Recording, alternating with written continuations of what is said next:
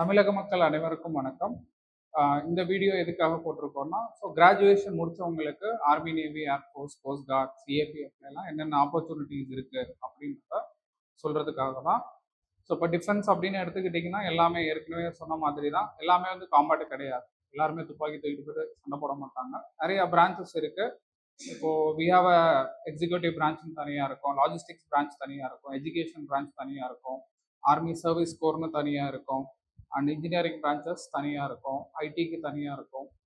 And இந்த மாதிரி நிறைய பிரான்ச்சஸ், மீட்டியராலஜி, ஏடிசி, நிறைய பிரான்ச்சஸ் இருக்கும். ஸோ நீங்கள் வெறும் துப்பாக்கி மட்டும் போடணும், சண்டை போடணும்னு அவசியம் கிடையாது. உங்களுக்கு எதில் விருப்பம் இருக்கோ அதில் போயிட்டு நீங்கள் இந்த நாட்டுக்கு சேவை பண்ணலாம்.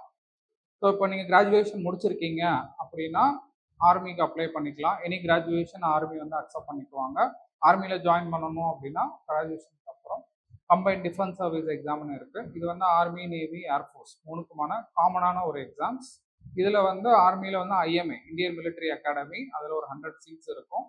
அண்ட் யூ ஹேவ் ஓடிஏ ஒரு 275 சீட்ஸ் இருக்கும். இது ஓடிஏன்றது ஷார்ட் சர்வீஸ் கமிஷன், ஐஎம்ஏன்றது பெர்மனன்ட் கமிஷன். இது எனி கிராஜுவேட்ஸ் கேன் ரைட், எந்த ஒரு கண்டிஷனும் கிடையாது. ஸோ இந்த இதில் மொத்தம் 3 பேப்பர் இருக்கும். கம்பைன்ட் டிஃபென்ஸ் சர்வீஸ் எக்ஸாமில் ஒரு இங்கிலீஷ் பேப்பர் இருக்கும், ஒரு ஜிகே பேப்பர் இருக்கும், ஒரு மேக்ஸ் பேப்பர் இருக்கும். இப்போ நீங்கள் ஓடிஏ மட்டும் போகிறீங்கன்னா ஜிகே பேப்பர், இங்கிலீஷ் பேப்பர் எழுதுனா போதும், மேக்ஸ் பேப்பர் எழுத தேவையில்லை. பெர்மனன்ட் கமிஷன் வேணும்னா மேக்ஸ் பேப்பரும் எழுதணும்.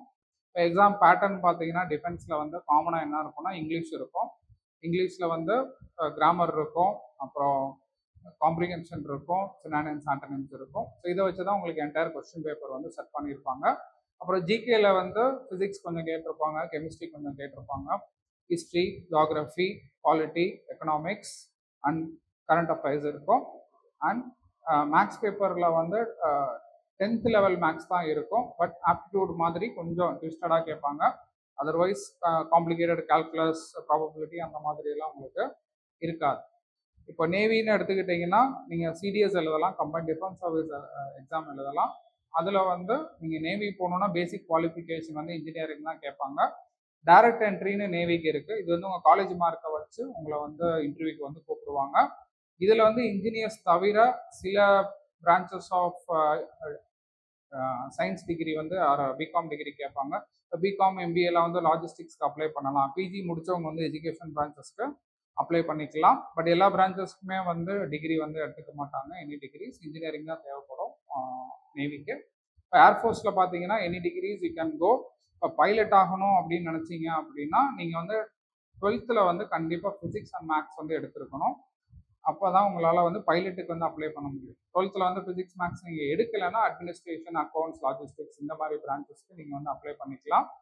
அண்ட் இது ஆஃப்கேட்னு சொல்லுவாங்க, ஏர்ஃபோர்ஸ் காமன் அட்மிஷன் டெஸ்ட். இது நீங்கள் any degree can right.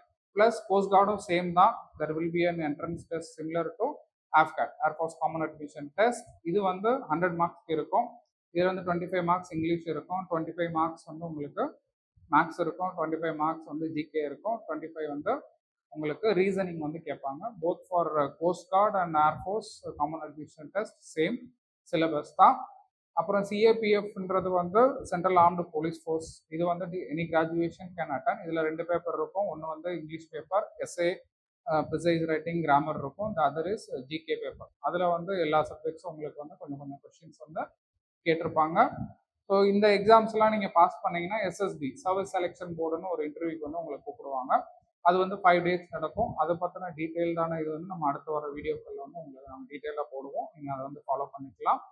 So இது எல்லாமே பார்த்தீங்கன்னா எவ்ரி 6 months நடக்கும். Both your CTS, your navy recruitment, AFCAT எல்லாமே எவ்ரி 6 months கண்டினியூஸாக நடந்துக்கிட்டே தான் இருக்கும்.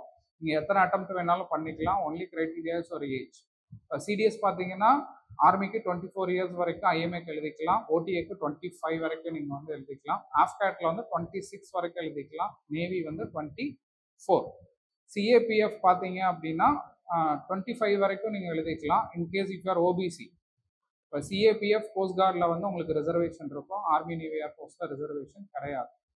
So cost guard and CAPF, OBC நான் கிரீமி லேயர் 28 வரைக்கும் எழுதிக்கலாம். எஸ்சிஎஸ்டிஸ் 30 years வரைக்கும் நீங்கள் எழுதிக்கலாம். ஓகே, ஸோ நீங்கள் வந்து இதெல்லாம் வந்து ப்ரிப்பேர் பண்ணிக்கலாம். இன்கேஸ் ஃபைனல் இயர்லேயும் நீங்கள் வந்து எழுதிக்கலாம். டிகிரி முடிச்சிருக்கணும்னு அவசியம் கிடையாது. You can write in final year. இப்போ என்ன எடுத்துக்கிட்டிங்கன்னா, நான் ஃபைனல் இயரில் கம்பைன்ட் டிஃபென்ஸ் சர்வீஸ் எக்ஸாம் 2006 எழுதினேன். I passed it and was going to appear for SSP.